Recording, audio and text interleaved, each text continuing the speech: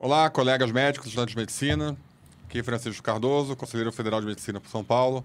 Esse aqui é o Prontuário Aberto, o podcast dos médicos que defendem a medicina.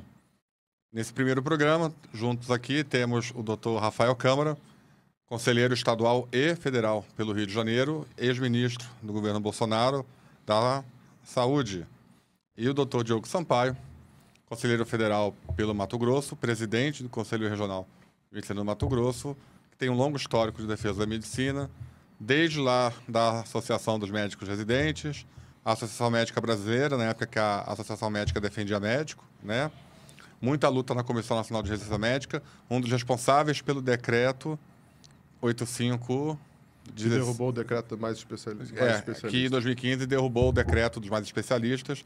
Graças ao Diogo, a gente tem especialidade médica agora oficial no Brasil pela Comissão Mista de Especialidades.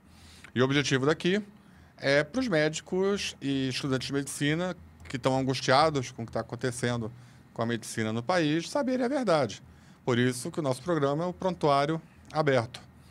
Bom, não pode deixar de ser, Diogo e Rafael, nosso primeiro tópico aqui para inaugurar, já é uma bola quente, que é a história da abertura indiscriminada de faculdade de medicina. Eu brinquei ontem lá no CFM que se o Conselho Federal de Medicina soltar um dia uma notícia dizendo assim, CFM descobre a cura do câncer, né? Vamos supor que isso fosse possível, nos comentários só ia vir gente falando, e as escolas médicas? E a abertura de escola médica? É impressionante como esse tema domina e preocupa os médicos no Brasil, inclusive com as notícias de que já tem médico trabalhando com Uber, recém-formado, né? E também notícias de mercado negro de plantão, com cashback, essas coisas todas. Vou começar então, Rafael. Vamos explicar para os médicos, eu queria que você também, que tem uma participação aí na luta médica, já participou do governo. Como é que isso acontece? Por que de repente, nos últimos 10, 15 anos, isso passou a ser uma preocupação do médico e da sociedade brasileira? O que aconteceu? Vamos lá. Francisco, primeiro eu acho que aqui a nossa conversa hoje ela é principalmente com os médicos mais jovens e estudantes de medicina. Quem é já da nossa geração, da nossa idade, todos nós sabemos o que aconteceu. E até por isso, em determinado momento, houve uma junção praticamente total dos médicos do Brasil em relação a essa causa. Então, tudo isso começa lá atrás, no início da década de 2010, quando o governo, obviamente aí o governo do PT, não tem como a gente deixar de falar isso, ele criou o programa Mais Médicos, né? Então, quando houve essa criação desse programa Mais Médicos, porque muita gente acha que foi só uma questão de trazer médico cubano. Isso foi o de menos. Foi só o que começou, né? Foi só o que começou. Tanto que, tão logo o governo Bolsonaro ganhou, a própria Cuba já levou as pessoas. O grande problema do programa Mais Médicos foi que na lei do Mais Médicos, quando ele foi publicado, ele autorizava a abertura, que em teoria não era indiscriminada de faculdade de medicina, mas abriu uma brecha, inclusive legal, para se abrir faculdade de medicina em qualquer lugar. Então, este foi o problema. E é importante que todos os médicos mais jovens e os atuais estudantes, quando vêm cobrar, inclusive a nós do CFM, nós não temos nada a ver com isso, muito pelo contrário. Aqui, com o passar do programa, nós iremos explicar o que nós estamos fazendo para evitar isso.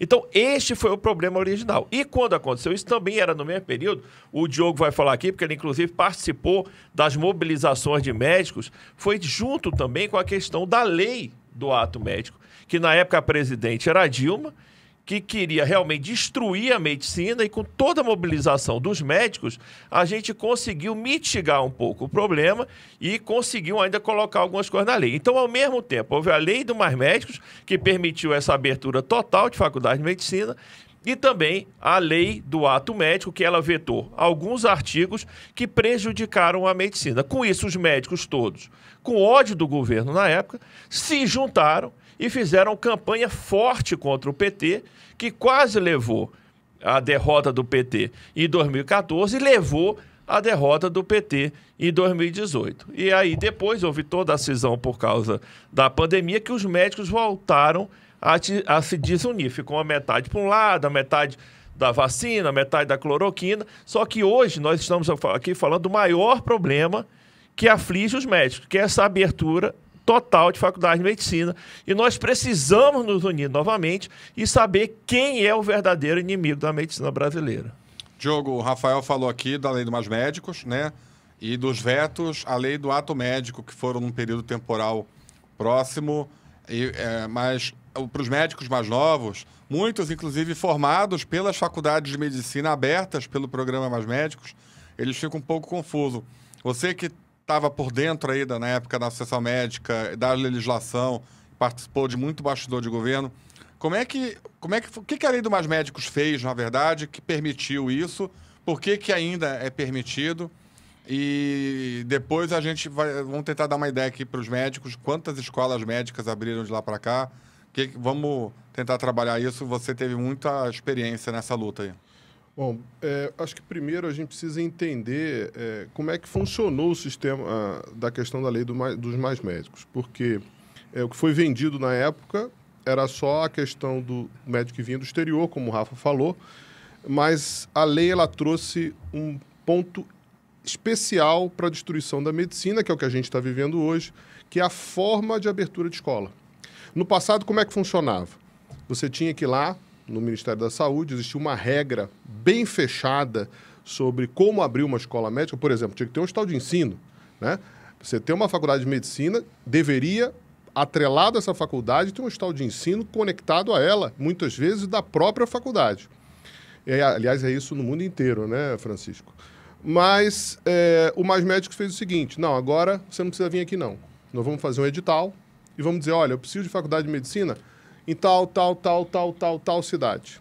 Quem quiser abrir, fala comigo. E olha, que é o primeiro pilar, chamar. Segundo pilar, e olha, não precisa cumprir regra nenhuma. Não precisa de hospital de ensino. Eu tenho umas regras aqui, mas, cara, não se preocupa com a regra. Vem que eu autorizo. Tanto que a gente vê a abertura de escola em cidades de 30 mil habitantes. E o terceiro pilar foi financiamento. Vem o FIES. Vou dar grana, eu vou pagar por você, você não precisa se preocupar. E o dono da faculdade que está abrindo lá na cidade de 30 mil habitantes, deixa receber o dinheiro direto do governo, não tem inadimplência.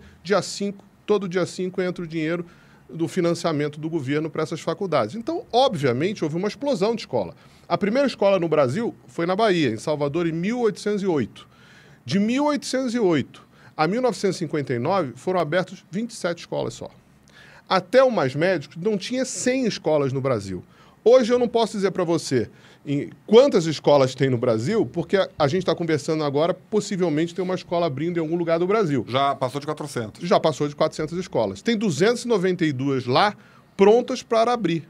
Quer dizer, a gente vai passar de quase 700 escolas no Brasil. Isso é uma brincadeira. Isso é um absurdo com o país.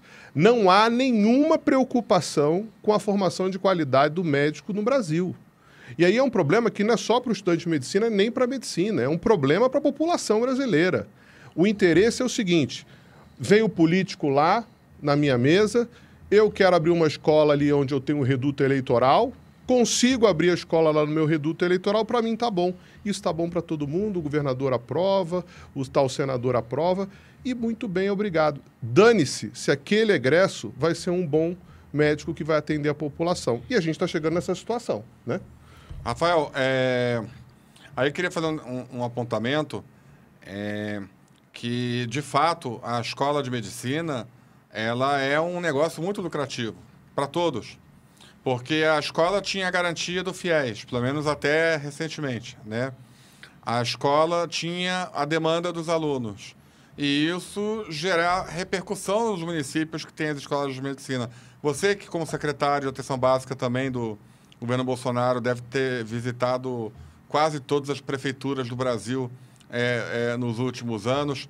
Qual é o impacto para um prefeito ter uma faculdade de medicina? Ele falou de 30 mil habitantes. Qual é o impacto de uma faculdade de medicina na sua cidade? Você acha que os prefeitos eram contra ou eram a favor? O que acontece quando tem instala uma faculdade de medicina? E aí eu concordo com o Diogo, você está se lixando para a qualidade do ensino. Aquele aluno, ele está sendo usado, que ele vai virar um médico descartável, né, que vai ser usado como realmente farinha, né, como sal. Eles não estão interessados nisso. E fala um pouco mais disso. Como é que é esse negócio? Abre faculdade, a prefeitura recebe aquela faculdade, o que acontece com o município? Você traz dinheiro para o município, não traz? Como é que é essa roda de dinheiro que cerca todo esse negócio? Bom, isso é uma pergunta extremamente importante. Como você mesmo falou, como secretário de Atenção Primária, eu rodei esse Brasil inteiro. Eu fui nas 5 cidades mais pobres do Brasil para conhecer realmente a realidade do Brasil e ajudá-los. Então, o que eu posso dizer, primeiro, essa tem a ver com a sua pergunta, essa falácia que o Lula criou lá atrás de criar faculdade de medicina partindo do princípio que aqueles alunos iriam ficar ali. Não ficam. Eles se formam ali, lá no interior de uma cidade extremamente pobre. No dia seguinte que eles têm o CRM, eles vão para São Paulo, vão para o Rio de Janeiro, vão para a capital dos seus estados, eles não vão ficar ali. Isso a gente já tem estudos mostrando isso. Segundo, geralmente, aí eu não vou fazer o papel de generalizar, porque eu conheci muitos secretários e muitos prefeitos muito bons. Mas muitos prefeitos também, muitos secretários, eles querem alguém de branco para atender a população. Eles não estão nem um pouco preocupados com a qualidade. E, lamentavelmente, são essas pessoas que destroem. Inclusive, Francisco, é importante dizer, obviamente aqui eu não vou citar nomes, mas eu, como secretário, eu não fiz nenhum edital para pessoas sem CRM. E aí eles até entraram na justiça e o STJ confirmou que a minha posição estava certa. Porque se vocês olharem a lei do Mais Médicos, diz que é discricionário do secretário fazer ou não editar. Não é um direito de ter que fazer edital quando você não tem médicos realmente com CRM. Então eu não chamei nenhum. Eu queria também aproveitar aqui para, quando foi feita a lei do médico pelo Brasil, que implantei no Brasil, que aí sim uma carreira de Estado, um programa que pagava até R$38 mil para médico, que lamentavelmente vocês médicos novos, vocês médicos jovens, estudantes de medicina que votaram no PT, vocês deveriam saber, porque muitos não sabem, que nós criamos o Médico pelo Brasil, que era uma carreira de Estado. Se houvesse hoje, e aí, obviamente, tudo que o PT está querendo é destruir o programa, mas não conseguiram ainda não, porque ele está previsto em lei. Mas é importante todos saberem que na lei do Médico pelo Brasil, porque muita gente pergunta, por que você não acabou com o Mais Médico? Porque eu não pude. Porque na lei do Médico pelo Brasil dizia que você só poderia acabar com o Mais Médico após 3 anos da implantação do Médico pelo Brasil. Como nós só implantamos, na prática, em 2021, ele só poderia ser acabado em 2024. E, lamentavelmente, o atual governo ganhou a eleição e isso não pôde acontecer. Então, os estudos mostram que médicos mal formados ou essas pessoas sem CRM que se dizem médicos do programa Mais Médico, que antes vinham de ditaduras do Caribe, que hoje vêm de qualquer lugar desses, do lugar, dizendo inclusive que vem do Paraguai, e essas pessoas que lá se dizem médicos, sequer podem muitas vezes atender no Paraguai, atender na Bolívia. Vem para cá para atender mal a população. Então, isso é um risco. A população tem que saber, porque muita gente também da população acha, é melhor ter um médico desse do que não ter ninguém. Acredite nós que somos médicos. Muitas vezes é melhor não ter ninguém naquele momento para você procurar alguém que realmente pode atender, até porque aquele prefeito ele vai ter que dar o jeito dele e colocar o médico. Hoje, com tanto médico formado aqui no Brasil, não vai faltar médicos para atender. Então... E uma coisa, Rafa, é desrespeito com quem está do outro lado da mesa, né? Eu sempre falo isso. O paciente está lá do outro lado da mesa não sabe se aquele médico é bem formado. Ele acredita que, já que ele é médico, ele vai atender bem, vai fazer o diagnóstico da doença dele e ele vai ser curado. E o que a gente vê? A gente vê, muitas vezes, um diagnóstico errado, né? Possivelmente poderia ter salvado a vida daquele paciente, poderia ter resolvido o problema de forma mais precoce. Isso não acontece. Então, realmente, concordo com você. É melhor que não tenha médico, que você vá num outro local e seja atendido realmente por um médico de boa qualidade. Pior do que isso, o seu ministro Padilha, que, diga-se de passagem, é bom te lembrar para todo mundo aqui, ainda é considerado persona não grata pela medicina. Alguém revogou isso, Rafael? Não. Você está sabendo? Está sabendo alguma coisa? Não. Revogou? Então ele continua sendo. Pelo que eu saiba, ele continua sendo. Essa pessoa já chegou agora, acabou de chegar, e já disse o seguinte, olha, o Revalida não é justo. Precisamos mudar o Revalida. Bom você ter tocado nesse assunto, porque um outro espectro da geração Mais Médicos é a questão da revalidação em massa de egressos de escolas de medicina no exterior. Antes dessa proliferação de escolas médicas no Brasil, hoje ainda tem, mas não tanto quanto no passado, era muito comum uma alternativa para você fazer medicina sem precisar passar num vestibular, tal, né? Era você ir para países da América Latina, fora a questão de Cuba, né? Que tinha uma escola ideológica que formava não médico, mas formava um militante, que era a ELAN, né? Ainda tem, né? Que é a escola latino-americana, que ainda tem, e que os cubanos não fazem. A ELAN é só para estrangeiro, né? Assim como no Paraguai também tem muita escola lá, que se você se forma, você não é médico no Paraguai, mas só tem brasileiro. Mas só tem brasileiro, exatamente. E o diploma vale aqui, viu? E aí você tem essa situação das inúmeras tentativas de tentar validar ou desfazer o Revalida, que foi criado justamente para conter esse ímpeto de pessoas sem formação verificável em território nacional, onda essa que começou justamente com o Mais Médicos. Como é que tem sido essa luta para a gente tentar fazer do Revalida um exame sério? E por que o ministro Padilha, que é um dos grandes responsáveis pela destruição da medicina no Brasil, vamos repetir isso, ele é um dos grandes responsáveis pela destruição da medicina no Brasil, o ministro Padilha não vai consultar médico do Mais Médicos quando ele e a família dele está doente. Ele vai dos melhores hospitais de São Paulo, assim como o presidente Lula, assim como toda a cúpula do PT, mas para a população, eles ficam fazendo qualquer um de branco e muitas vezes um médico que entrou com todo o desejo de fazer medicina e acaba caindo numa arapuca. Porque tem outra coisa, né? Com o fato do governo estar financiando, né, Rafael, pelo FIES, a escola de medicina, não só abriram as faculdades, como as mensalidades explodiram. Exatamente. Explodiram a um ponto assim que você fica, meu Deus, 12, 15, 20 mil reais uma mensalidade de curso de medicina. O aluno sai endividado, sem emprego, ou com emprego precário, sem nenhuma segurança de trabalho, e ainda por cima sendo alvo de perseguição de gestores públicos e privados que transformaram o médico num escravo. O que é interessante que você tocou, que na realidade é um governo de esquerda que só abre faculdade privada e usa dinheiro público para financiar a iniciativa privada. É bem interessante, né? Há um discurso bonito, mas na prática o objetivo é o financiamento dos seus interesses, né? Dos seus interesses que muitas vezes vão contra até a ideologia que eles pregam, né? É um problema da escola que a gente precisa combater a fundo isso. E as pessoas, é importante a gente sempre falar disso, as pessoas precisam saber o que aconteceu no passado para ver a situação que a gente está chegando agora. E nós precisamos estar juntos. Nós precisamos estar unidos. Independente do espectro de ideologia, de pensamento... O que houve na pandemia. O que houve, nós temos de novo que estar unidos, assim como já tivemos no passado, na época da Dilma, para combater isso. E o que o Rafael falou da história do ato médico, a gente tem que fazer de novo. Nós temos que lotar esse Congresso Nacional, como a gente fez no passado, com estudantes de medicina, com sociedade de especialidades, com médicos generalistas, com médico jovem, cobrando dos parlamentares uma solução para isso. E uma solução é a aprovação do exame de proficiência em medicina. Hoje é urgente que se aprove o exame de proficiência em medicina. Senão, vai descambar. E eu digo mais, hoje o projeto que só valha o exame daqui a 6 anos, né, quando assim aprovado só para quem não ingressou na escola, eu acho que mais 6 anos vai ser um desastre. Antes de entrar no exame de proficiência, vamos fazer um resgate aqui. Você tem um governo que está disposto a pulverizar o quadro de médicos no Brasil com a desculpa esfarrapada de querer ter médico em todo o território nacional, mas eles não ficam porque aonde não tem luz, onde não tem água, onde não tem condições de saneamento básico interessantes, onde não tem estrutura, o médico não fica. O médico não consegue se atualizar.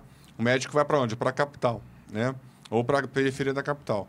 Você começa a criar um verdadeiro exército de reserva, né? Que são médicos aos potes, dispostos a trabalhar, aceitando qualquer tipo de salário, rebaixando o piso salarial do médico. Você destrói a autoestima do médico.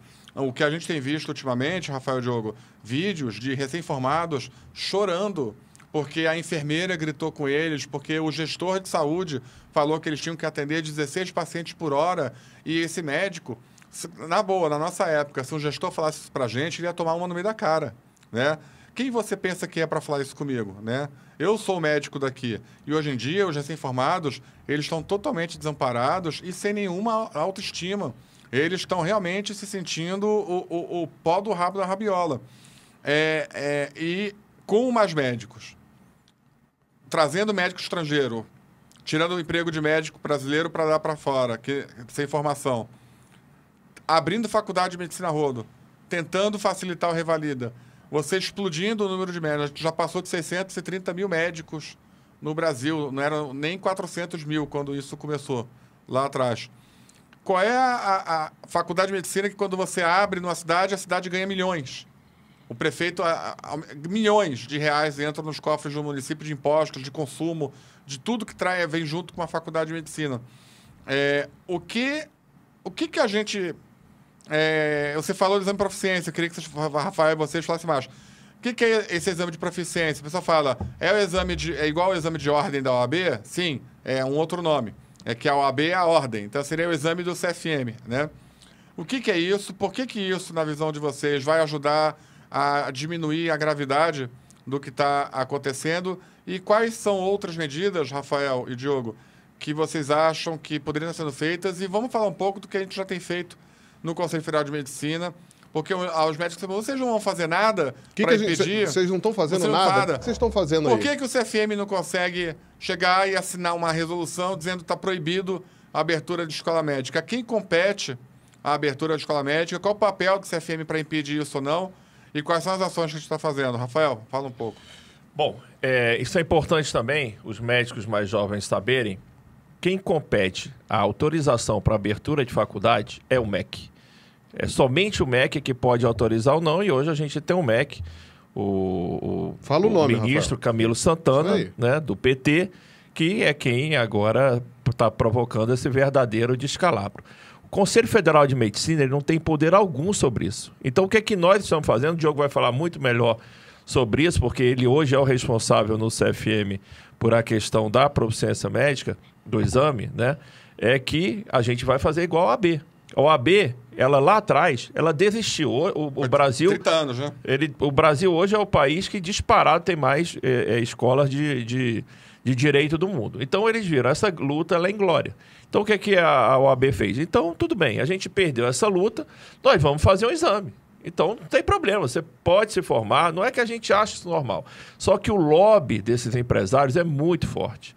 Eles conseguem ali na justiça, no parlamento, em tudo que é lugar, eles conseguem, no MEC principalmente, abrir essas faculdades de medicina. Então a gente precisa de um freio, de um filtro. Qual é esse? É o exame de ordem. Você, estudante de medicina, você médico, não precisa se preocupar com isso. Isso só vai começar a valer para quem ainda não entrou na faculdade. Não tenha medo. Você que está no primeiro período da medicina, você não vai ter que fazer esse exame de ordem. Então, o CFM, qual é a grande ação do CFM hoje? E nós estamos indo muito bem nisso, o Diogo vai falar melhor, é passar no parlamento o exame de proficiência médica. Quando isso acontecer, nós teremos um freio, não nas faculdades, embora eu também acho que vai ter. Porque aquela faculdade muito ruim, quem é que vai querer fazer numa faculdade que não vai passar, que provavelmente não vai passar? Então, o freio vai ser esse e, a partir daí, a gente vai ter uma luz. Então, nos apoie você, que é de esquerda, que votou no PT, mas quem representa vocês, médicos, somos nós, o Conselho Federal de Medicina. Nos apoie nessa causa. Nos apoie, mesmo que você não goste da gente, não tenha votado na gente, mas nessa causa da proficiência, não ouça aquelas pessoas que dizem que é ruim, que não sei o quê, que a gente quer legislar, que a gente... Não, nada disso. Esse é a causa que todos vocês têm que apoiar, é o exame de proficiência médica. Fala aí, Diogo, você que está na frente disso aí. O exame hoje é a última salvação da medicina, né? Como vocês falaram da OAB, existem mais bacharéis em direito no Brasil do que advogados em todos os países do mundo. Se não fosse o exame da OAB, o direito já tinha acabado aqui no Brasil. E se a gente rapidamente não aprovar esse exame de proficiência, com certeza nós estaremos no buraco. Aliás, nós já estamos entrando no buraco. O exame hoje tramita no Congresso Nacional. Nós estamos apoiando um projeto de lei do Senado, do senador astronauta Marcos Pontes, em que cabe ao Conselho Federal de Medicina realizar o exame, que para mim parece muito óbvio. Eu falo isso porque o lobby do governo hoje no Congresso não é contra o exame. Ele até tenta, mas não tem mais esse ambiente. O que ele está querendo agora vender é o seguinte, não, quem tem que fazer sou eu.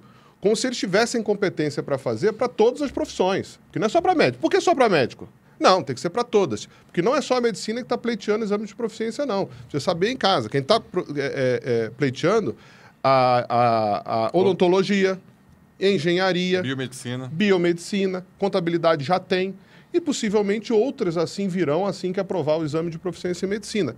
E é uma saída, sim. É um freio para isso. Quem vai pagar 15, 20 mil reais para uma escola de medicina que você sabe que de lá ninguém passa? Ninguém, essa escola vai fechar. Então essa falácia de dizer que o exame não avalia a escola, que a escola vai ter uma repercussão para essas escolas ruins, sim. Vai ter repercussão para essa escola numa cidade de 30 mil habitantes. E a gente precisa estar unido para defender esses exames. Até porque o modelo pode ser que mude. Dê essa autonomia ao Conselho Federal de Medicina, o Conselho faz a prova e a gente começa a evoluir na medicina no Brasil.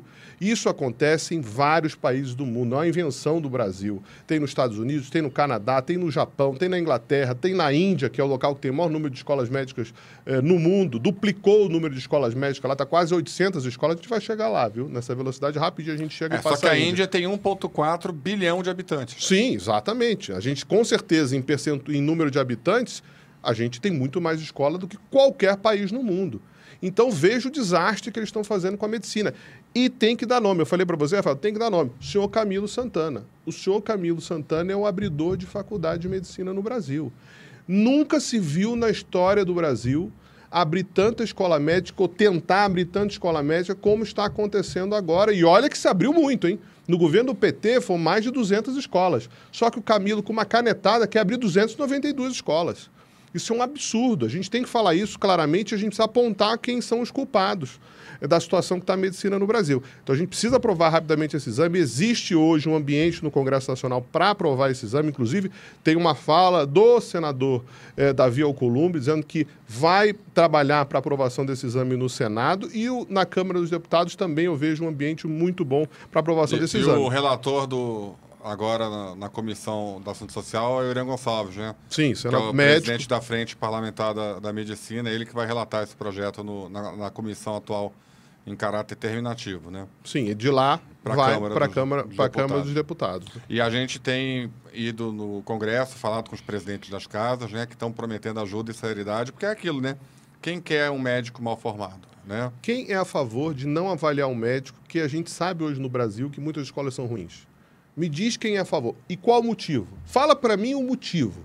Porque não adianta só dizer que é contra. É igual a gente foi na Comissão de Educação no Senado, aí veio um palhaço lá do Ministério da Educação dizer, olha, a gente é contra. Aí eu, querido, você é contra por quê? Não, eu só tenho a ordem de dizer que a gente é contra. Claro que não tem justificativa para ser contra. Não tem o que falar. Quem vai dizer, não vamos avaliar, não. Bota lá, sim, tá bom. Uma coisa que tem facilitado a abertura de escolas médicas, é o que o Diogo falou, é o descumprimento das regras do próprio programa, que já são regras frouxas. Né? Sim. Então, você tem chamado o que a gente fala que é uma espécie de overbooking de leito de hospital. Você tem um hospital público lá que está cadastrado para cumprir a regra do mais médicos, de 5 alunos por leito, 4, né? Mas aquele leito serve para a faculdade A, o mesmo leito também está cadastrado para a faculdade B, para a faculdade C, para a faculdade D. Então, você tem o mesmo hospital com X número de leitos que 6, 7, 8, 10 faculdades usam para justificar os critérios do mais médicos. Então, na verdade, aquele leito não tem 5 alunos por leito, tem 50. Ou seja, é uma farsa. A gente tem a medicina sendo terceirizada para não médicos, no ensino básico e no ensino clínico, né? Nós temos a substituição da anatomia por robôs, por bonecos de plástico, que não ensinam absolutamente nada a ninguém. A gente tem até, Diogo e Rafael, diretores de faculdade de medicina que não são médicos. Tem um caso aí que saiu agora em Cajazeiras, né, no interior da Paraíba, que é uma médica veterinária.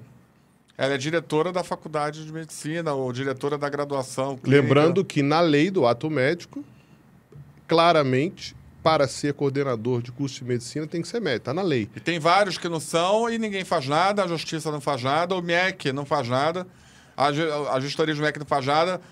E uma outra coisa que eu queria chamar agora um pouco a atenção de vocês que estão me vendo aqui. Antigamente, no governo Fernando Henrique, criaram o tal do Provão. Né? Se lembra, Rafael? Inclusive, Eu e o Rafael, né, a gente foi do Provão, da época, lá na FRJ, a gente tirou o primeiro lugar na época, né, no Provão, né? O PT acabou com o Provão. Eu não sou desse né? tempo, eu sou muito mais novo. O Diogo já não é da época do Provão, né? Aí criaram o ENAD, que avalia todas as escolas de ensino superior por amostragem e tal. Em 2023, Rafael, foi o primeiro ano que o ENAD avaliou as escolas médicas egressas do Mais Médicos. Foi a primeira vez na história que essas escolas, criadas com o intuito de salvar o SUS, de melhorar os indicadores de ensino, da saúde e de saúde, etc., primeira vez que essas escolas foram avaliadas. Era para ter sido soltado o resultado do conceito ENAD, do resultado, em 15 de fevereiro de 2024. Não foi. Aí foi adiando. Aí uma portaria em agosto de 24 falou que em setembro de 24 sairia a nota. Não saiu. E de setembro de 24 para cá, um longo silêncio. No início de fevereiro de 25, o CFM já cobrando o MEC a nota do ENAD, eles divulgam que vão soltar a nota dia 15 de fevereiro de 25. Não soltaram. Já estamos do meio para final né, do mês de março, e ainda a gente não sabe já teve o ENAD 2024, e a gente não sabe a nota do ENAD 23, nem do ENAD 24. Na opinião de vocês, por que será que o MEC está segurando a nota do ENAD 23? Quais as implicações disso? Inclusive agora que está se discutindo a nova matriz curricular em medicina. Está na cara, né? Está na cara, né, Rafael? A diretriz curricular ela foi modificada em 2014, um ano depois do início da destruição da Lei do Mais Médicos, e a gente viu que essa diretriz curricular é terrível. É só ler. Pega você em casa, entra no site do Conselho Nacional de Educação, baixa a diretriz curricular de medicina. Leia o que está escrito ali. Aquilo ali é verdadeira destruição da medicina. Aquilo ali, o resultado é o ENAD. Você agora, o próprio Conselho Nacional de Educação, acho que está começando a sentir que está tudo errado e quer rediscutir a diretriz. Só que se ele solta a nota do ENAD agora, vai ficar claro que a outra diretriz era ruim. Então, eles precisam aprovar rapidamente uma nova diretriz sem soltar o ENAD. Eu acho que é isso, não sei o que o Rafael acha. Não, desse governo, concordo com você. A gente pode pensar sempre o pior. Mas, Francisco, você me lembrou uma coisa boa. Eu lembrei agora, né, em 2001, realmente, eu me formei na FRJ, com muito orgulho. Hoje, né, eu fico com os alunos lá na FRJ. Nós, época de boas faculdades, as particulares eram boas, as públicas eram boas. E o FRJ, nesse ano, ele ficou em primeiro lugar. Eu sempre lembro, a Unicamp foi em segundo lugar. No seu ano, 2 anos depois, também aconteceu a mesma coisa. Mas sempre essa questão das leis, eu acho que é importante também a gente falar nesse negócio de hospital de ensino. Eu lembro que eu sou da UFRJ, obviamente, do Rio. Só que a UFRJ, eu posso estar um pouco esquecido aqui, mas eu acho que mais ou menos lá por 2009, 2010, abriu um campus em Macaé. Foi. Macaé, só para todos entenderem, é uma cidade que fica a 190 quilômetros do Rio de Janeiro, é um dos maiores produtores de petróleo do Brasil, uma cidade riquíssima, que mais ganha royalties, uma das que mais ganha royalties em petróleo no Brasil. Só que nessa época eu trabalhava em Macaé no Hospital Público Municipal, que é o melhor hospital de lá, até melhor do que os privados. E a UFRJ, quando ela abriu esse campus lá, ela fazia concursos e ninguém queria. Estou falando em Macaé, uma das cidades mais ricas do Brasil. E ficavam colando nas paredes do hospital onde eu trabalhava, perguntando se tinham preceptores para poder ficar com os alunos da FRJ. A situação foi tão grave que quando chegou no internato, eu lembro bem disso, esses alunos da UFRJ de Macaé, elas tiveram que fazer o internato com a gente, na UFRJ Rio. Isso eu estou contando por quê? Se em Macaé, uma das cidades mais ricas do Brasil, você não consegue médicos no interior para dar aula, você imagina em rincões do Brasil onde suas faculdades estão sendo abertas. Além daquele médico, além daquele aluno... Para dar aula na UFRJ. Para dar aula na UFRJ. Não tinha ninguém para fazer concurso. Ou que quisesse ter, até como currículo.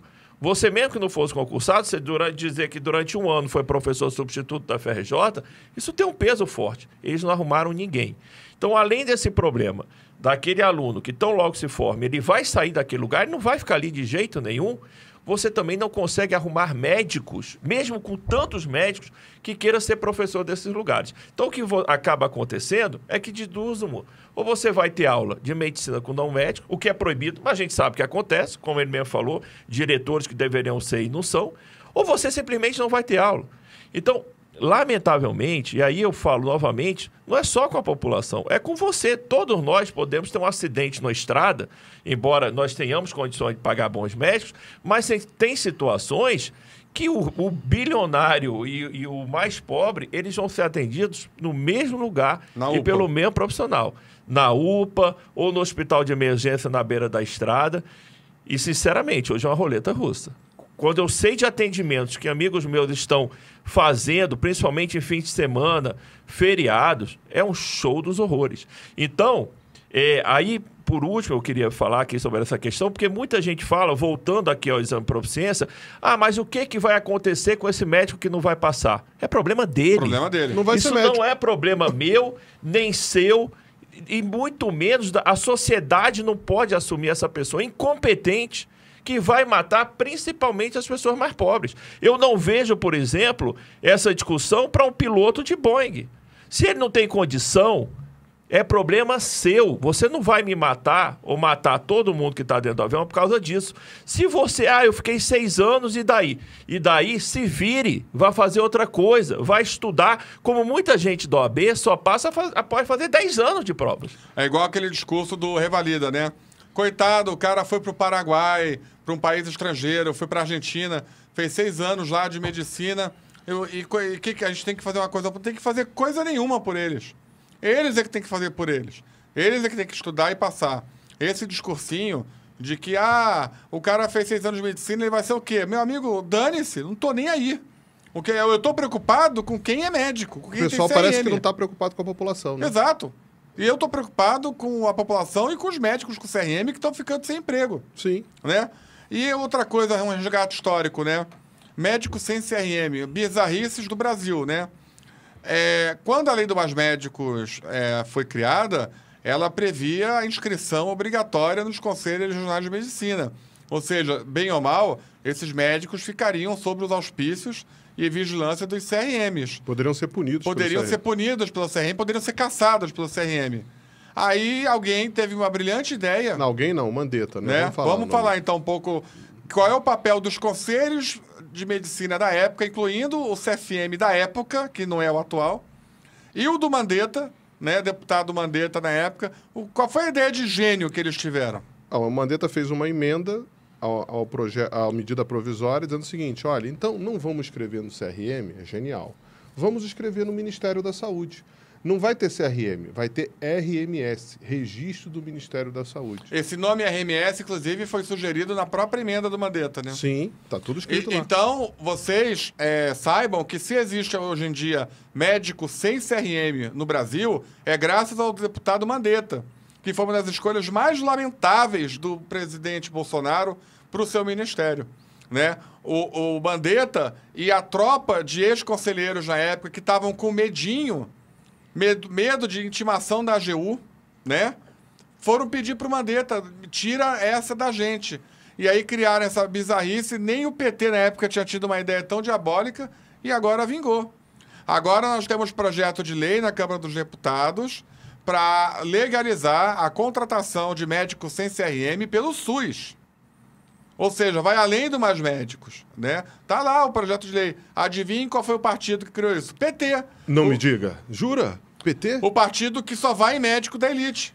É verdade. E quer que a população se ferre com médico que nem médico e que nem fala português em alguns Ou casos. ele vai para elite, hospital de elite, ou senão ele fecha o hospital do SUS e traz todo mundo do hospital universitário para atender ele. É isso, porque a gente tem petista muito graduado na área da saúde que quis pagar de usuário do SUS e ficou expondo a esposa a maternidade inteira fazendo ambulatório do SUS. Só que deu problema, né? Deu problema, e aí ela foi ter filho numa maternidade do SUS, só que era só o nome. Trouxe toda uma equipe do melhor hospital universitário do Brasil para ficar lá, para fazer o parto, separou um quarto de UTI Ninguém podia andar no andar. Ninguém podia andar, e os residentes médicos daquele hospital ficaram pé da vida, falando para todo mundo o que estava acontecendo. E aí, na marota, 2 dias depois, chega uma ambulância de um dos maiores e mais prestigiados hospitais privados da América Latina e um dos maiores, o maior do Brasil, do mundo, pegou a referida família e levou discretamente para esse hospital. Ou seja, essa galera brinca com a tua cara. É por isso que não dá para levar a sério quando eles falam de defesa de SUS, de revalida justo, porque essa galera quer grana, poder e destruir a medicina. É uma coisa que eu falei lá em Cuiabá, no evento que você sediou lá dos CRMs, e eu vou repetir aqui. Uma coisa que um professor meu da faculdade me falou, e é a mais pura verdade. Ele falou, Francisco, vocês vão ter muito trabalho, você vai ter que lutar muito, porque a medicina, ela é... Ele falou 2 termos. A medicina, ela é poderosa demais para ficar na mão dos médicos. E a medicina é valiosa demais, Rafael, para ficar na mão dos médicos. E o que eles estão fazendo de lá para cá é roubar a medicina dos médicos. É roubar a nossa caneta. Eles estão fazendo de tudo para a gente virar prescritor automatizado, robotizado e descartável. O homem de branco, que o Rafael falou. Porque eles não vão... O ministro que agora está lá e está falando que vai botar médico no Brasil, não sei o quê... Ele não vai nesse homem de branco, ele vai nos médicos mais graduados e poderosos, influentes e competentes, é ali que ele vai. Ele não vai no SUS, né? Bom, vamos... Assim, na verdade, ele rouba a nossa caneta e a nossa dignidade, né? Então, assim, respondendo aos médicos, Rafael, o que a gente vai fazer para estancar isso? Só tem uma coisa, o exame de proficiência, né? Hoje em dia nós não conseguimos ver nenhuma outra solução, então o que eu sugiro, na verdade, é praticamente todo o CFM, isso é pacífico, é esse exame de proficiência que a gente acredita realmente com todas as articulações que nós estamos fazendo que passa. É importante que todos os médicos do Brasil, estudantes de medicina do Brasil, pressionem seus parlamentares, porque parlamentar se move por voto, a verdade é essa, então eles têm que entender que essa é uma demanda dos médicos, dos estudantes e principalmente da sociedade, mostrar a importância para a sociedade de você ter um médico certificado e não uma pessoa que sabe, sei lá, a qualidade. E a gente realmente agora precisa do apoio e da força de vocês, médicos jovens que não sabiam dessa história. Divulguem essa conversa que nós estamos tendo, porque aqui é riquíssimo na história. De você, estudante de medicina, não precisa ficar com medo, você não vai passar por essa prova, é só quem entrar na faculdade depois dessa prova. Nós precisamos nos mobilizar em Brasília, precisamos marcar um dia de mobilização nacional, que precisamos encher Brasília, todos os gabinetes do Congresso Nacional, de deputados e senadores, para eles verem o quanto que a medicina ela vai sim se reerguer. Nós já tivemos muita força no passado, exatamente nessa época do Mais Médicos, na época da lei do ato médico, nós nos unimos, não podemos deixar essas confusões da pandemia, que por sinal foi uma história, uma narrativa mentirosa do PT, e aí eu falo com a tranquilidade que eu estava no governo, nós nunca defendemos diversas coisas que falaram, nós nunca demos tanto dinheiro para o SUS, é só você ver agora que está faltando vacina, está faltando tudo, diversas doenças que não existiam voltaram a existir. Eu, como secretário, tanto com o apoio do ministro Pazuello quanto do ministro Queiroga, nós conseguimos a menor mortalidade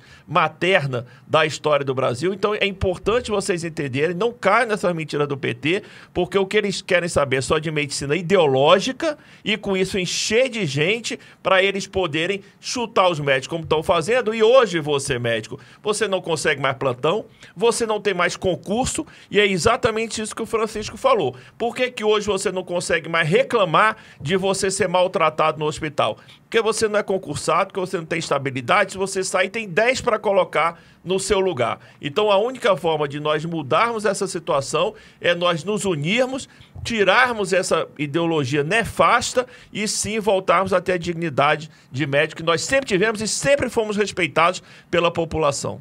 Vou fazer um compromisso, eu acho que nosso, aqui para quem está nos assistindo. Nas nossas redes sociais, nós vamos divulgar uma data para essa manifestação.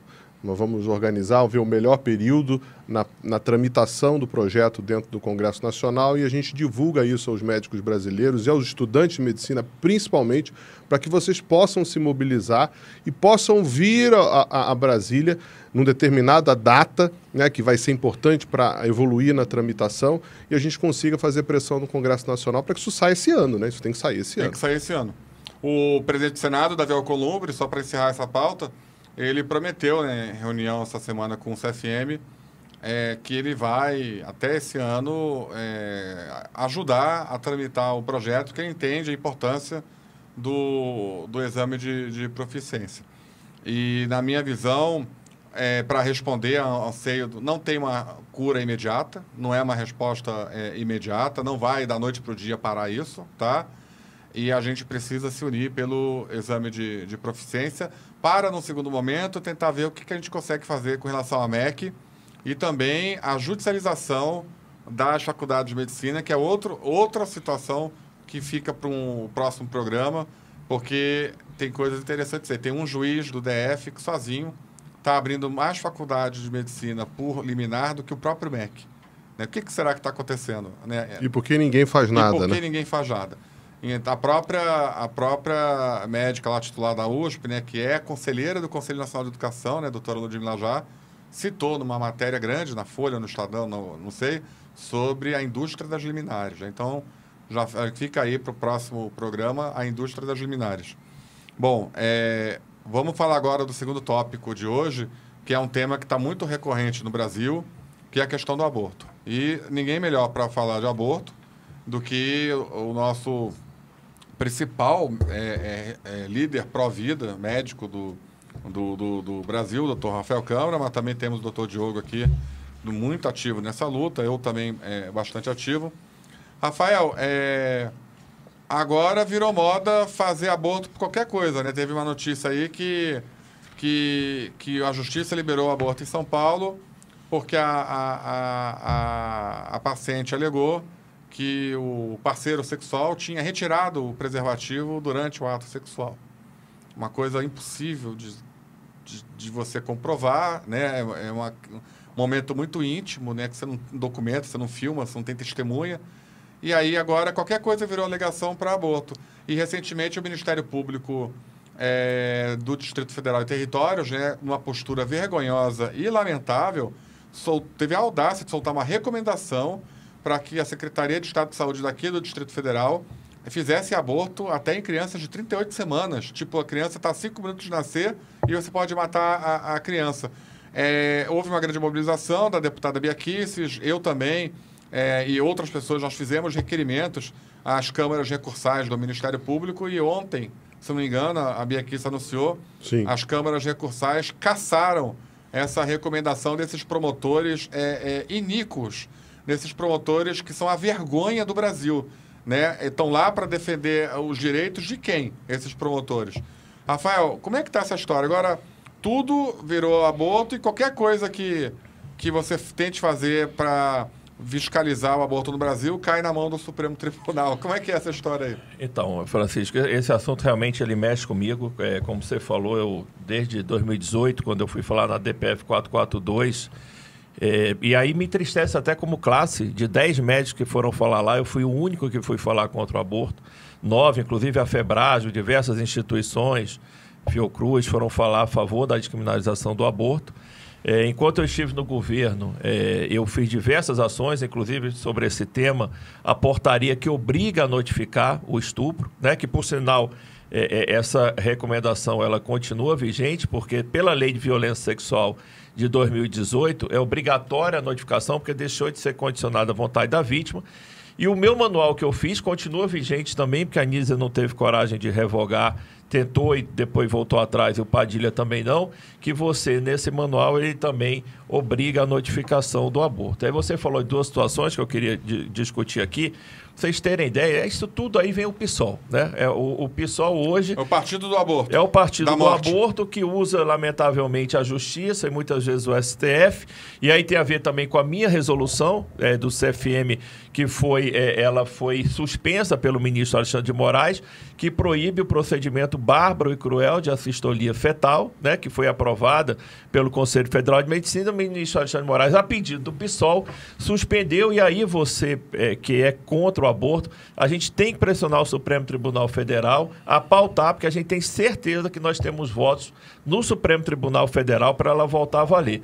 Agora, as duas situações que você falou, realmente é lamentável. A gente está falando de uma situação, antes a mulher, na verdade, basta ela dizer que foi estuprada, não precisa fazer BO, não precisa fazer nada, que já faz o aborto. Ou seja, uma criança de 8, 9 meses, ela é morta, a gente pode usar até o verbo assassinado do ponto de vista figurado, né? Porque como ela ainda não nasceu, as pessoas entendem que não é homicídio, e sim aborto, e ela é morta porque alguém simplesmente fala. Mas agora é pior, Francisco.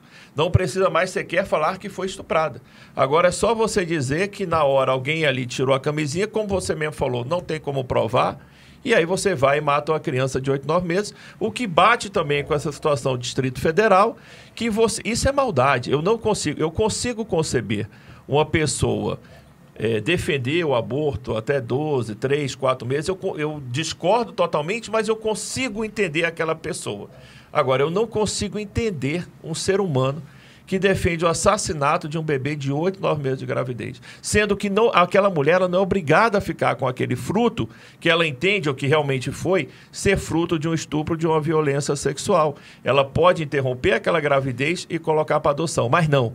É a ânsia de matar. É a ânsia de matar aquele bebê indefeso de 8, 9 meses, e aí sempre, muitas vezes aí com apoio de pessoas do Judiciário, que o Ministério Público faz parte do Judiciário, de partidos políticos, do PSOL, e lamentavelmente nesse caso também, bebês de 8, 9 meses continuam sendo mortos, porque o Supremo Tribunal Federal não pauta a resolução do Conselho Federal de Medicina que impedia essa mortandade de bebês. E, Rafael, antes de passar para o Diogo, tem uma coisa pior nessa crueldade. Eu concordo contigo. Apesar de eu ser totalmente contra, eu entendo pessoas que concebam o aborto nas primeiras semanas de gestação. Eu entendo o pensamento delas. Discordo completamente. Mas dá para entender e dialogar com essas pessoas. Não dá para dialogar com quem defende pegar um bebê formado de 36, 38 semanas e matar o bebê.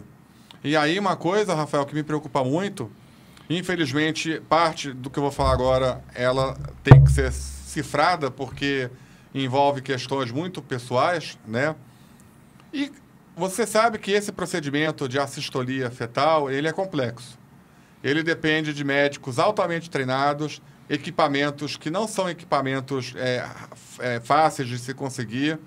Depende de uma estrutura hospitalar que não tem em qualquer lugar para você conseguir, através de exames de imagem, penetrar no útero gravídico, acertar o coração do feto e injetar um veneno altamente doloroso, torturante, e ver aquele bebê agonizando até a morte, se estribuchando dentro do útero materno. Essa cena por si só já é terrível.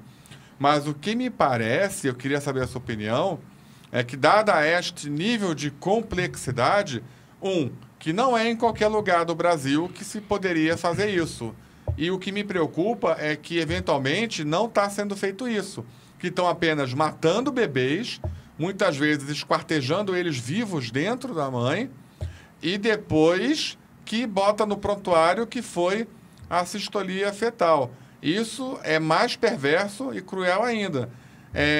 Eu estou delirando? Você acha possível que isso esteja acontecendo no Brasil afora? Não, você não está delirando não, Francisco. Lamentavelmente, eu sou obstetra, são relatos que chegam, né, da gente. Isso é feito a 4 paredes, entre pessoas que geralmente comungam disso, mas a gente conversa com ex-residentes que na época não entendiam direito o que estava acontecendo, e hoje, contam isso, inclusive chorando, porque na época a ideologia de quem defende o aborto é tão forte que faz você passar para uma pessoa muito má se você não defende o aborto. Lamentavelmente, na maioria das escolas, das faculdades de medicina hoje, o aluno de medicina ele é ensinado dessa forma. Fiquei muito feliz um dia desse, quando eu soube que um professor de uma faculdade do interior do Rio de Janeiro, ao fazer uma simulação lá entre os alunos, cerca de 80% acabou sendo contra a fazer a cistolia fetal. Mas o que acaba acontecendo, como você disse, a cistolia fetal é um procedimento complexo que depende de fetólogos em locais especializados. Então, o que acaba acontecendo quando você não tem disponibilidade disso? Uma das formas é quando o bebê é mais prematuro, você induz o parto. Esse bebezinho, ele nasce vivo, e eu estou falando acima de 22 semanas, que obrigatoriamente você deveria levá-lo para a UTI neonatal, e eles simplesmente deixam aquele bebê morrer afogando. Simplesmente não se faz cuidado nenhum, deixa, ele vai acabar morrendo, porque um bebê de 22, 23, 24 semanas precisa de cuidado. Isso quando não agem ativamente para matar. Então, nesse caso, nós estamos falando de homicídio. Agora a pergunta é, alguém investiga? Não, ninguém investiga. Como ninguém investiga também, assim como todo homicídio, mesmo o homicídio com excludente de punibilidade, exemplo, a legítima defesa é investigado, todo aborto no hospital deveria ser investigado, para você ver se realmente havia aquele excludente de punibilidade. E o que você falou de esquartejar, isso realmente ainda não chegou em mim, mas entender que essa era a forma que o aborto era feito no passado, né? Você acabava indo cortando o bebê por pedaços e tal. Eu não, se isso acontece, não chegou em mim, nem de forma pictórica, por relato, mas não me causaria espécie estranheza se isso realmente acontecesse, porque esse pessoal que gosta, que defende o aborto, que defende a descriminalização do aborto, muitas vezes eles têm um prazer por matar. Então, para eles, sinceramente, não é nada demais esquartejar um bebê já formado. E Diogo, e quando você tenta investigar dentro das regras legais se o chamado aborto legal, o programa de verificação, se o aborto legalmente autorizado no país, ele está sendo feito da maneira adequada ou não. E aí vem uma ordem da justiça para tudo. Eu queria começar falando sobre esse tema, porque esse tema, para mim, é muito caro como para vocês, porque eu sou contra o aborto desde a concepção. Eu gosto de deixar isso bem claro para poder mostrar o meu viés, inclusive, do que eu penso com relação a isso. Porque, para mim, isso é o mal da humanidade. Quando a gente despreza a vida do ser humano. Que é isso que acontece. Independente de tudo que vocês falaram aí, a discussão é sempre o desprezo à vida da que está na barriga daquela mãe. Porque quando vem uma pessoa e diz o seguinte, não, eu vou fazer um aborto porque eu não tenho condição de criar criança. Não está pensando na criança, está pensando nela. A criança vai ser morta. É assassinato para mim com 1 dia ou com 38 semanas. Poderia ser adotado. Hein? Poderia ser adotado.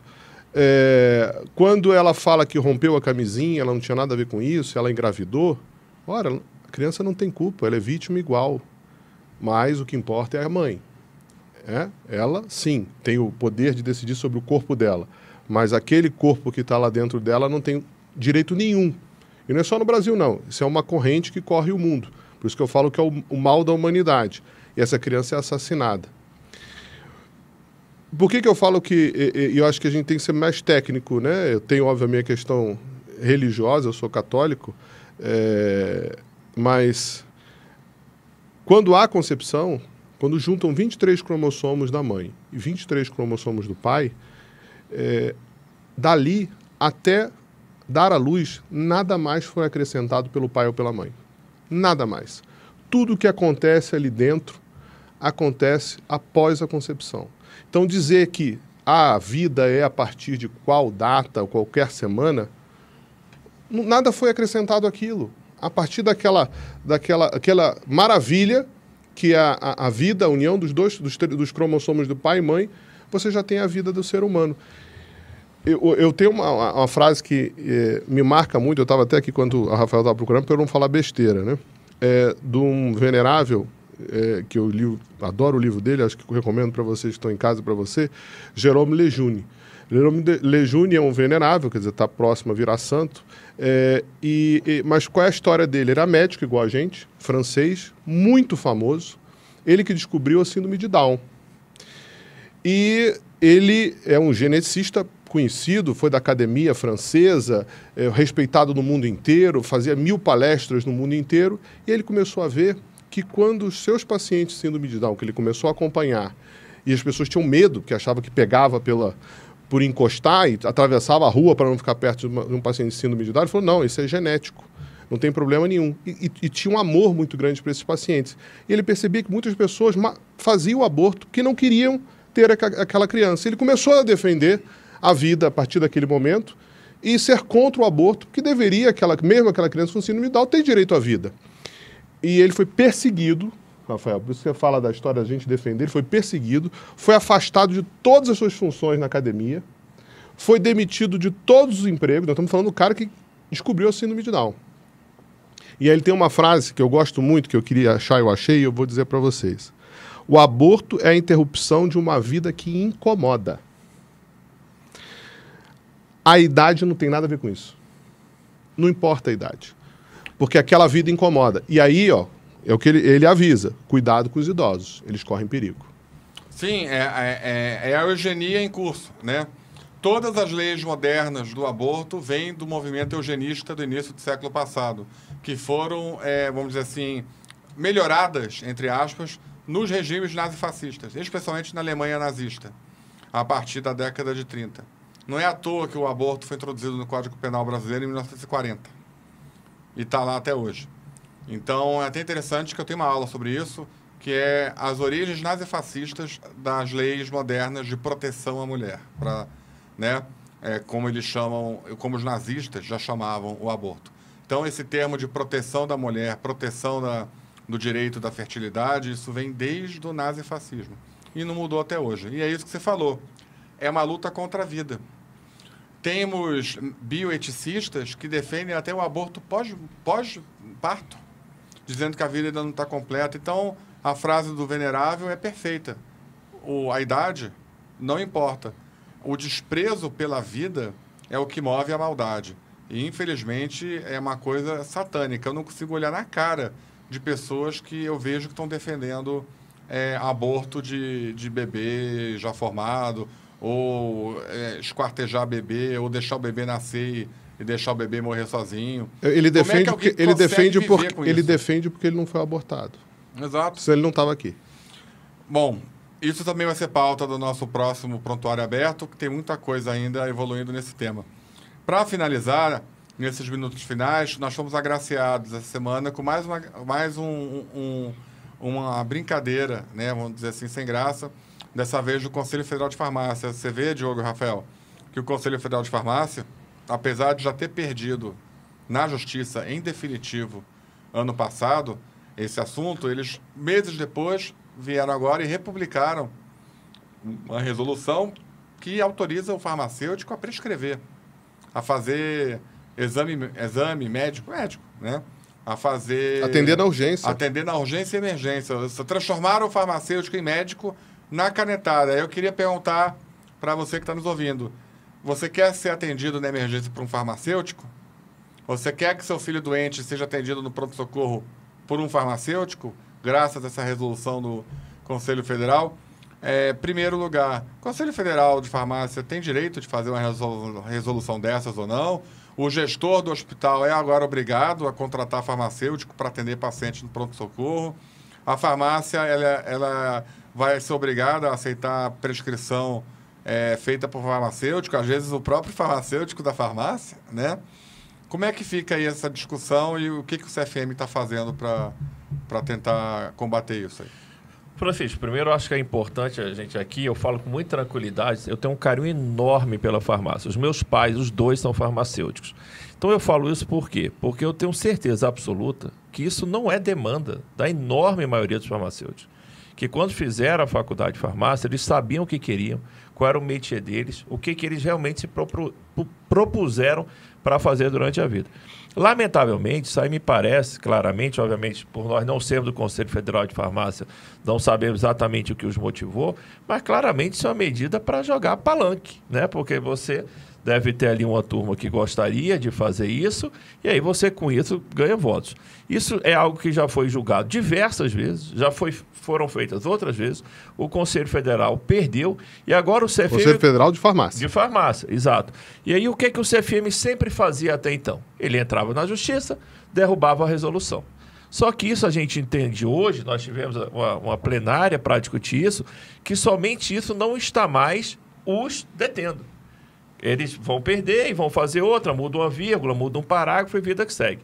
Então, a plenária do CFM decidiu que agora não só nós entraremos na justiça, mas também nós entraremos contra quem fez isso, contra o relator, contra o presidente que assinou a resolução, inclusive contra quem aprovou a resolução, porque você tem supostos que pode ser caracterizado, por exemplo, como prevaricação. Por que você faz uma resolução que você sabe que aquilo ali é ilegal? O que o motivou a isso? O crime de prevaricação ele é exatamente isso. Então, esse relator vai ter que explicar. Se você sabe que algo é ilegal e você faz, e já sabendo que a chance de você cair na justiça é enorme, por que você faz isso? Porque isso nós sabemos. Uma plenária ela custa dinheiro.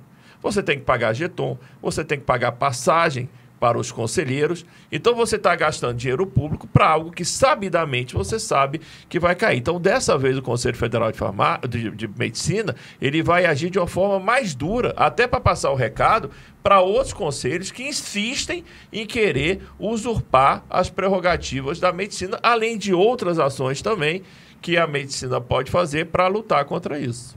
Diogo, você está lá na farmácia... eu tô com uma dor de cabeça, o farmacêutico vai fazer um exame, como é que é o nome da firula que eles inventaram? Perfil farmacoterapêutico. Perfil farmacoterapêutico do paciente, seja lá o que você queira dizer, né? E aí ele vai dizer que a sua dor de cabeça é por uma causa X, tensional, não sei, vai lhe prescrever um remédio, carimbar com o registro de farmácia dele, e vai falar, pode comprar ali no balcão agora o remédio. Essa cena, se nada for feito, poderá ser realidade no Brasil. O que você acha disso? Eu acho que existe um descontentamento com a profissão deles. Aliás, de vários. Porque todas as resoluções que invadem a medicina, nitidamente é um descontentamento com a profissão que você escolheu para você. O cara fez faculdade de farmácia, ele não fez faculdade de farmácia para atender e prescrever. Ele sabia que não era isso.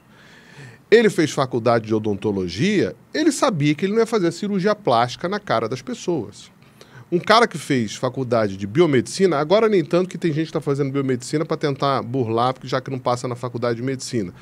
Mas era para um outro motivo, atender no laboratório, atender na radiologia, né? Não para fazer exames radiológicos, mas na parte estrutural ali do exame. Agora os conselhos federais resolveram fazer o seguinte, olha, como está ruim para a gente na nossa profissão, vamos começar a invadir a medicina. É isso, gente. Vamos falar claramente. Esse é o tchan da história. E aí eles fazem subterfúgios. Porque lá na lei do farmacêutico diz o seguinte, olha, cabe a eles fazer o perfil farmacoterapêutico. Eu não vou nem falar aqui, entra no Google e olha o que é isso. Isso não é pedir exame e prescrever ninguém. Aí eles pegam isso na lei, jogam numa resolução, interessa se é ilegal, e vamos ver se cola. É assim que faz. Então tem que ser punido sim. Tem que devolver o dinheiro do jeton, da diária, que foi lá votar por uma coisa ilegal, sabidamente ilegal, eles sabem que é ilegal. Não é porque o cara faz um medicamento que ele tem que prescrever medicamento. Quem constrói um Boeing não pilota Boeing. É um negócio tão óbvio que não tem nem argumento do outro lado para isso, né? O Brasil virou o seguinte, você se automedica, você vai no balcão da farmácia, você sabe que é errado, e o balconista vai lá e te prescreve alguma coisa, a maioria das vezes errado, ou troca o medicamento que o médico prescreveu ao paciente, e agora o farmacêutico resolveu botar isso no papel. Resolveu botar a ilegalidade no papel. Se existisse o conselho, sei lá do quê, ia dizer o seguinte, agora você pode se automedicar também, está permitido. É um negócio totalmente absurdo que a gente tem que derrubar a todo momento com mais uma ação judicial, que vai cair, como caiu as outras. Só que agora o Conselho Federal de Medicina mudou a tática. Nós vamos culpabilizar os CPFs, Cada um vai responder por prevaricação e sei lá mais o que. Lá o jurídico está analisando. Tinha outras coisas que eles iam buscar. Eu entendo, o Rafael falou isso, que se tem mais de 3 ou 4 envolvidos nessa resolução, também cabe informação de quadrilha pelo CFF, porque são crimes cometidos por um grupamento. Todos que votaram a favor. E todos que votaram a favor. Então, o nome disso é formação de quadrilha. E só para terminar, que o nosso tempo hoje já está acabando. Passou rápido, né? É muita coisa. Tem que abrir muito esse prontuário aí. A rede RD, Drogazil, Drogarraia, que é a maior rede de farmácia do Brasil. Da América Latina. Da América Latina. Ela anunciou em novembro do ano passado, em dezembro, que ela estava estudando a possibilidade das farmácias fazerem atendimentos médicos, atendimentos à população, foi assim que eles falaram, para desafogar o SUS. O SUS é sempre uma desculpa para destruir a medicina e enriquecer o empresário, né? Para desafogar o SUS, que as farmácias poderiam fazer atendimento simples, né? Já que já tem consultórios em farmácias. Mas o consultório na farmácia não é para isso. O consultório farmacêutico é para você explicar lá a interação medicamentosa, como é que toma o remédio. É o perfil farmacoterapêutico. Esse é o perfil farmacoterapêutico. Não é para botar a mão na barriga do paciente e falar que ele tem... E prescrever medicação. Prescrever. E aí agora surge esse movimento do Conselho Federal de Farmácia, que farmácias podem prescrever. Será, o pessoal fala que eu sou conspiracionista, será que tem alguma coisa a ver as farmácias estarem agora falando que podem atender pacientes para coisas simples, né? E, de repente, o Federal de Farmácia solta uma resolução insana, ilegal e absurda, falando que farmacêutico pode ser médico na canetada. Vocês acham que eu estou sendo um pouco conspiracionista? Não, eu acho que não. O que acontece hoje é que você, com o atual governo do PT, você tem um clima contra médicos. Então, todo mundo que é contra médico, todo mundo que quer invadir a medicina, vê nesse momento a oportunidade para vir com as suas ideias mais malucas.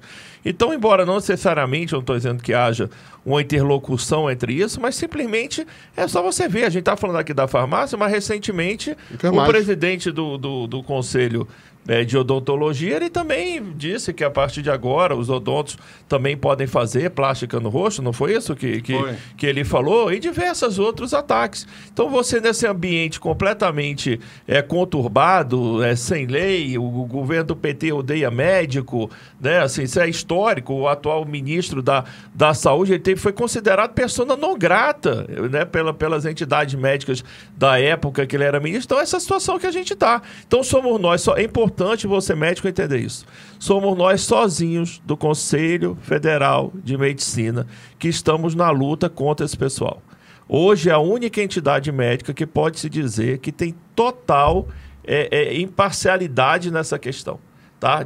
Estou falando de entidade grande, que representa todos os mais de 600 mil médicos do país, somos nós. Então você, quer tenha votado em nós ou não, você tem que estar conosco nesse momento, porque o nosso mandato é até 2029. Você pode ter certeza que todos nós aqui, independente do que nós pensemos, nós defendemos a medicina e nisso nós estamos juntos com vocês. Diogo, para terminar. Eu acho que a gente tem muita coisa para conversar. Foi o nosso primeiro programa. Eu acho que nos outros programas a gente tem temas importantes, tem outras invasões, né?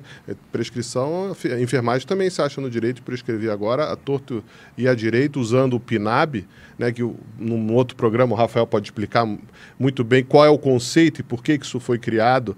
Não estou dizendo que eu sou a favor, né? Mas é o que está sendo utilizado, é o subterfúgio, como se utilizou lá a lei do perfil farmacoterapêutico, a enfermagem usou o PNAB para tentar prescrever também. Então, a gente tem muitas coisas para a gente conversar, tem muita coisa para falar e, com certeza, a gente espera que a gente tenha muitos e muitos outros programas para a gente debater esses assuntos de interesse da medicina. É isso, pessoal. Estamos encerrando agora o primeiro prontuário aberto, que já foi bem quente, e os outros serão mais quentes ainda. Eu, Francisco, Rafael e Diogo, vamos estar aqui com vocês regularmente para debater os assuntos da medicina e os problemas que vocês, médicos, e a sociedade e os estudantes de medicina têm enfrentado. Um abraço a todos e até a próxima. Valeu! Um abraço.